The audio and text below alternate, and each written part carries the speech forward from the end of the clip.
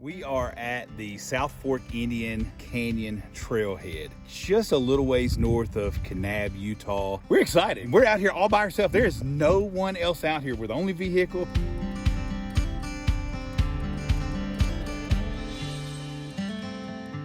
I think it's cool. It's Well amazing. worth the hike to get here. Yes. And the views on the way down into this canyon are spectacular.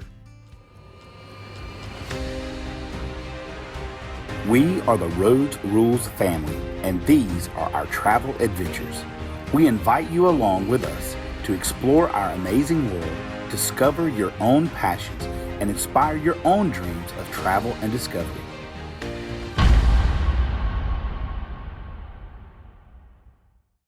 Levi and I decided that we wanted to check out the Orionid meteor shower. There are actually two separate meteor showers that happen in the tail of Halley's Comet. Now, Halley's Comet comes around every 75 years, so you might get to see it once in your life. But when it comes by, it leaves all this debris and dust and little particles in the solar system. And twice a year, Earth moves through that debris field. So mid-October is one of those opportunities. The height of the meteor shower is supposed to be this evening after 12 o'clock. And the reason it's called the Orionid meteor shower is because most of the meteors are going to get their start or originate very close to the Orion constellation. So the Orion constellation doesn't rise over the horizon until after 12 midnight. So the best time, the best peak time to see this is after 12 o'clock. So it's the middle of the night. And we had a big day today. Levi had school and I had work. We went out and checked out some dinosaur tracks, came home, ate dinner, took us a little bit of a nap. So we're about to drive out of Kanab here, out in the middle of nowhere, find us some really good dark sky, set up, and we're gonna chill out for a little bit, see how many meteorites we can count. Let's go.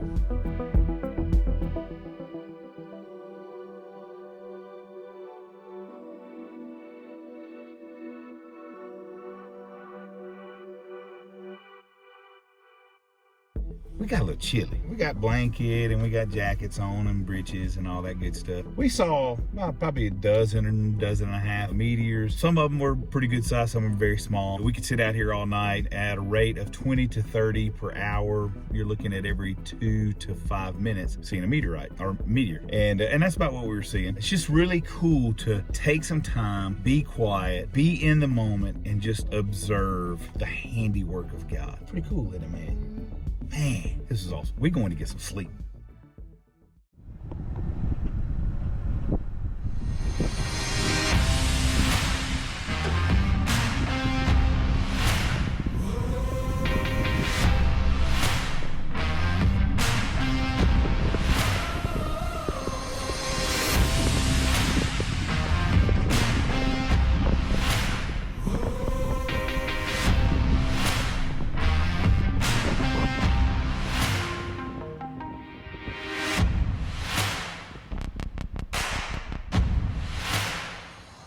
We are at the South Fork Indian Canyon trailhead, just a little ways north of Kanab, Utah. To get to the trailhead is about a 5 to 6 mile off-road 4x4 trail, mostly just sand. I mean, we didn't encounter anything that was very bad. Definitely got to have 4-wheel drive, got to have some high clearance. If you don't have high clearance, you'll knock your oil pan off because there's some pretty big rocks. This area is going to be featuring some pictographs. We have seen petroglyphs, and we've got some footage in some of our other videos of petroglyphs. Petroglyphs are the ancient people would actually chip into the rock and leave carvings into the rock. Pictographs are actually paintings that are left behind. And so these are a little bit more rare because if they painted on the surface of a canyon that gets wet and exposed to the elements, it would fade away, wash away. These are going to be under some outcroppings to where they've been protected from the weather. It's about a 1.5 mile hike. And this is backcountry, guys. You have to actually register right here at the little site. You don't have to have a permit to do this hike, but this is all on BLM land, Bureau of Land Management. These are areas that we, as citizens of the United States, need to make sure we're protecting. Make sure they stay public lands, publicly managed lands. We own these lands as taxpayers. So these are amazing places to come and explore. We're excited. We're out here all by ourselves. There is no one else out here. We're the only vehicle coming in, out. I mean, this is awesome.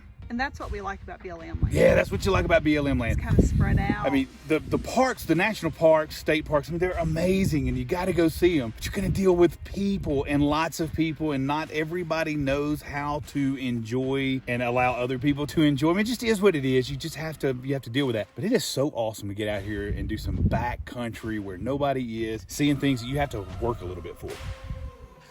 So, excited about it. Let's go see some pictographs.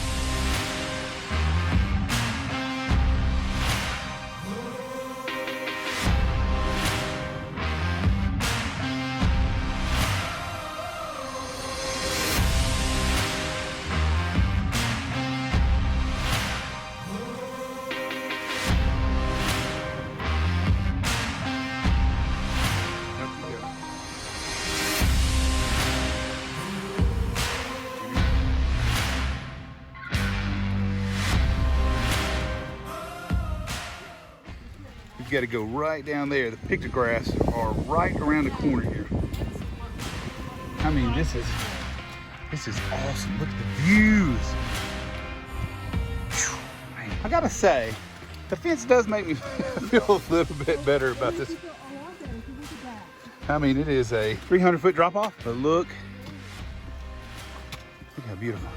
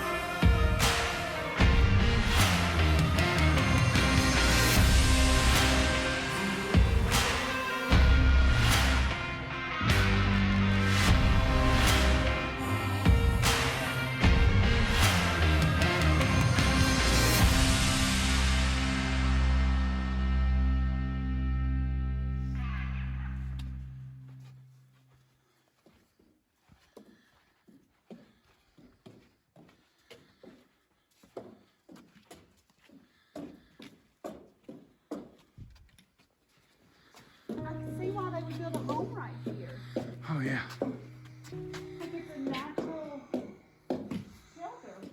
They built their home? Alright, time to go to the basket. I bet it's cool in these little areas like this. They call them the basket makers? Is that what Yeah, the basket makers. Could be better. No one has a watercolor. What's going on right here? It's like a Minecraft character, I'm telling you. This is really cool. The archaeologists called the people that lived here and painted on these walls the basket maker people. It says that they were here between 452 AD and 62 BC. They were able to, I guess, paint this stuff on the wall with different mineral deposits and like natural plant-based products to get the different colors. Like you see reds, you see whites, you see yellows. I'm sure, I mean, it had to have faded over time. But it is in a kind of a cave area where it's protected from the weathering and things like that. It's pretty astounding. It's really cool.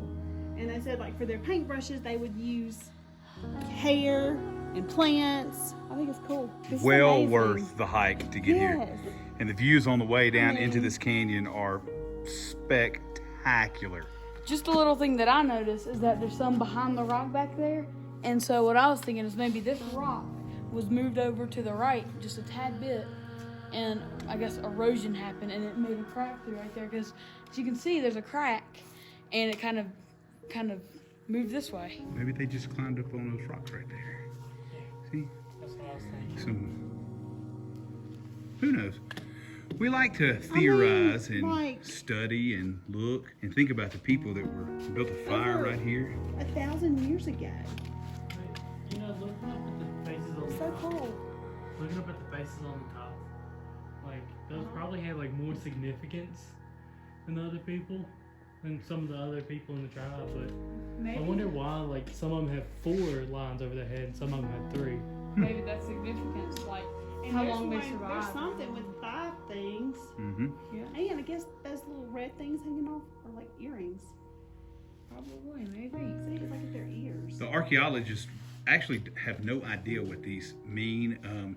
Some descendants of these ancient people are alive and do pass down some traditions and stories, but they don't even know the full significance behind these drawings. Maybe they were just having fun. Who knows? I gotta say, that descent down in this canyon was no joke. I mean, it wasn't hard, but going back up, it's gonna be crazy. It's gonna be a challenge. We're gonna have to probably push each other by the butt a couple of times. And we're gonna get up to the vehicle and go and have dinner.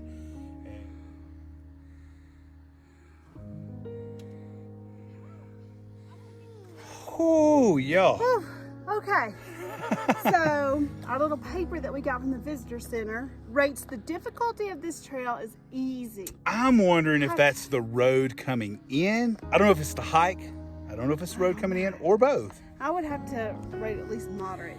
That's not Strenuous not easy. at some points. Yeah. It was a sandy trail, downhill all the way there. I mean, there's, lots of rocks to climb over and down. I mean, you have to just take your time, watch your foot placement. There's sand on the slick rock. But then uphill all the way back. 1,700 elevation gain. And honestly, it's really not that bad. What makes the challenge is the sand. I mean, it is thick. And there's steep drop-offs on the sides of the trails. Very thin, narrow portions of the trail in some places. You gotta be nervous to bring little kids down here. It was a fun trail. Oh my gosh, that was a blast. Really fun trail. Good cardio. We like a good challenge. The boys love to climb on the rocks, so we did. We got to climb on the sides of the mountain to get up.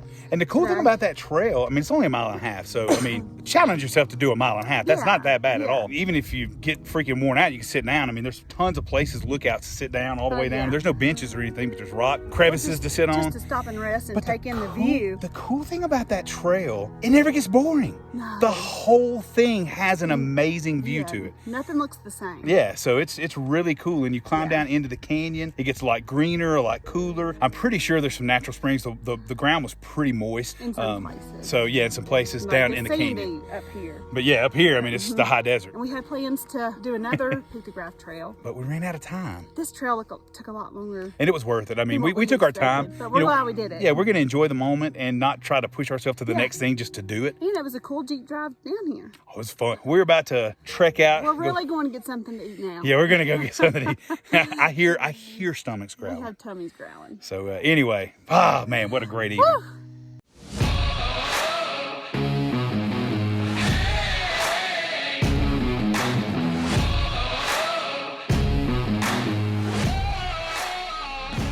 Please be sure to like this video and subscribe to our Rhodes Rules channel. And always remember, life is a journey. You hold your map.